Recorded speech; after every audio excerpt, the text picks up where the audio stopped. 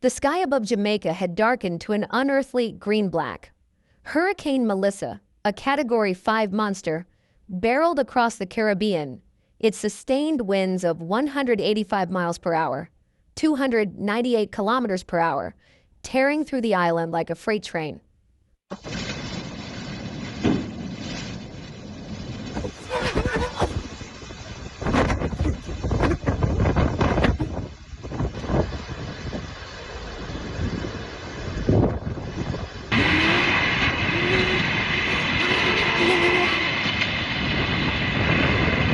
October 28, 2025, would mark a day that Jamaicans would never forget.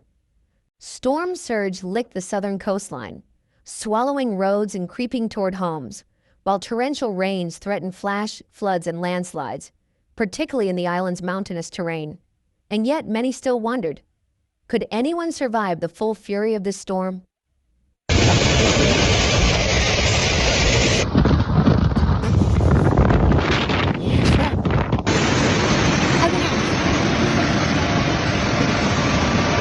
Across St. Elizabeth Parish, the first gusts rattled windows and tore at roofs. The southern coastline faced a storm surge up to 15 feet, 4.5 meters, inundating towns and severing access to key infrastructure. Despite urgent government warnings, only 133 of Jamaica's 800 emergency shelters were occupied. Many residents chose to ride out the storm, unaware of the devastation headed their way. What would be left when the eyewall passed?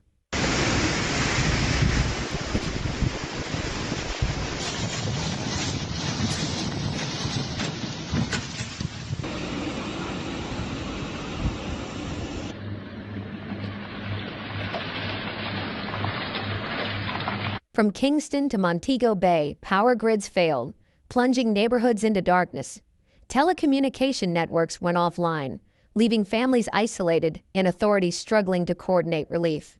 Bridges collapsed, roads were blocked by debris and fallen trees, and emergency response vehicles could barely reach affected areas. Norman Manley International Airport and Montego Bay's airport were closed, stranding tourists and preventing relief flights from landing. The island seemed poised on the brink of total isolation. By midday, 3 fatalities had been confirmed in Jamaica, with dozens missing, while neighboring Haiti and the Dominican Republic reported 4 deaths. The Red Cross estimated 1.5 million people in Jamaica could be directly affected. Hospitals overflowed, and emergency shelters reached full capacity.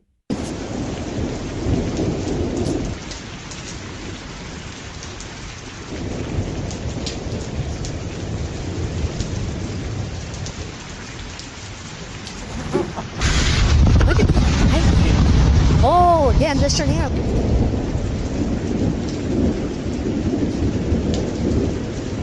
Across the island, rainfall totals exceeded 20 inches, 500 millimeters, in many areas, causing catastrophic flooding and landslides. The question hanging over everyone's minds, how many more would be trapped or lost before help arrived? The eyewall of Hurricane Melissa tore from south to north, leaving a trail of devastation in its path. Entire communities were cut off as roads washed away and bridges collapsed. Agricultural lands were submerged, homes flattened, and critical infrastructure crippled. Power lines snapped, leaving more than 240,000 customers without electricity. Telecommunications suffered too, with network connectivity in parts of Hanover dropping to just 2%, while other regions struggled between 53% and 86%.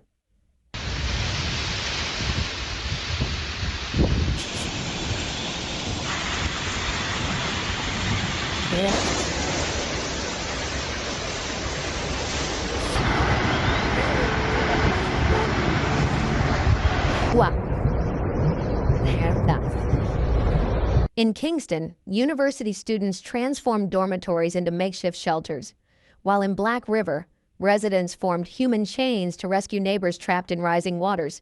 The government deployed the Jamaican Defense Force to assist with evacuations, distribute aid, and maintain order.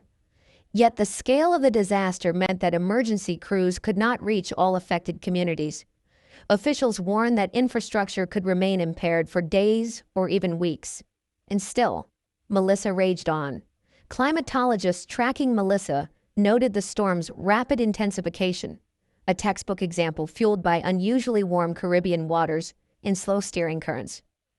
The hurricane evolved from a tropical system to a Category 5 superstorm in just a single day, reaching a central pressure of nearly 892 millibars, which is stronger than Hurricane Katrina at its peak. Meteorologists warned that coastal residents in Jamaica, Cuba, and the Bahamas remained at risk as Melissa carved a path of destruction northeastward. Could any region withstand what Jamaica had just endured? Across the island, flooding displaced wildlife, including crocodiles, posing a further danger to those navigating floodwaters.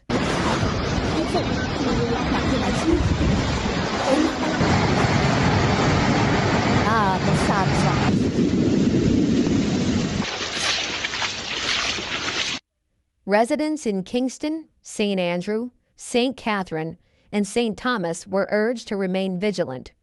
Officials emphasized keeping children and pets away from floodwaters, while international agencies like the UN and Red Cross mobilized relief operations despite airport closures and damaged ports. In Kingston, the storm's approach intensified. Senior lecturer Lewis Ray Harris reported losing power as winds picked up significantly, shaking buildings and rattling roofs. In the northwest, hotel staff and visitors hunkered down as gusts tore through the landscape. Trees were uprooted and the ocean surged violently, demonstrating the storm's immense power. The island's fate was uncertain, and with each passing hour, the full scale of destruction remained hidden.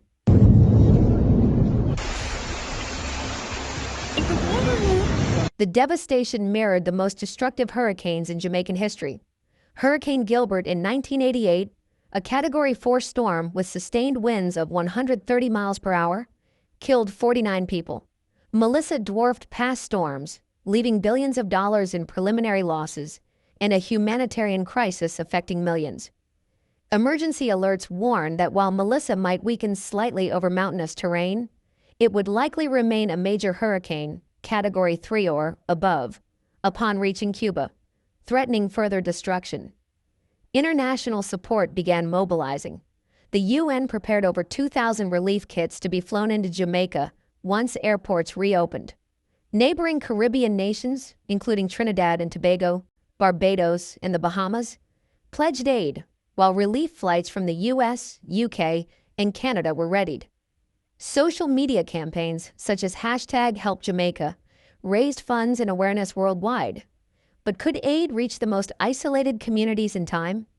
In the southern parishes, residents faced life-threatening flash floods and landslides. Roads washed away under the torrent of rain. Homes were torn apart, and electricity remained out for vast swaths of the island. Crops, a lifeline for communities, were decimated, while ports and airports lay in ruins. The scale of the destruction challenged emergency responders and left many isolated, highlighting the storm's catastrophic reach.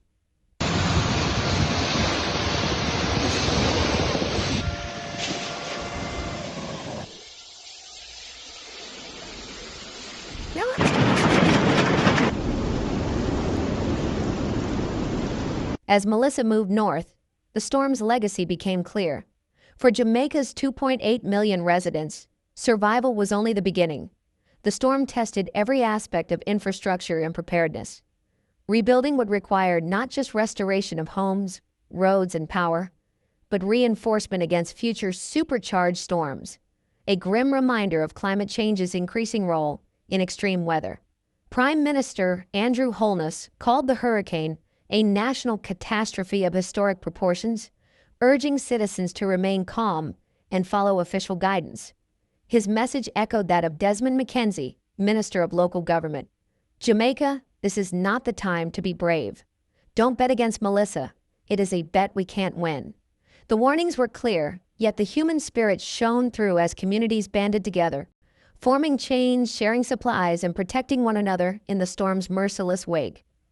By nightfall, Kingston and the surrounding areas endured storm-force winds and record-breaking rainfall, with flash floods swallowing streets and entire neighborhoods. The eye of Melissa passed, but the aftermath would linger for months, perhaps years. Homes needed rebuilding, power lines had to be rewired, mountainsides stabilized, and emergency planning rethought. And even as Jamaicans emerged from shelters, the question remained in the air. What would the next storm bring? Could lessons learned from Melissa prevent another catastrophe? Or was this the new reality for a warming world?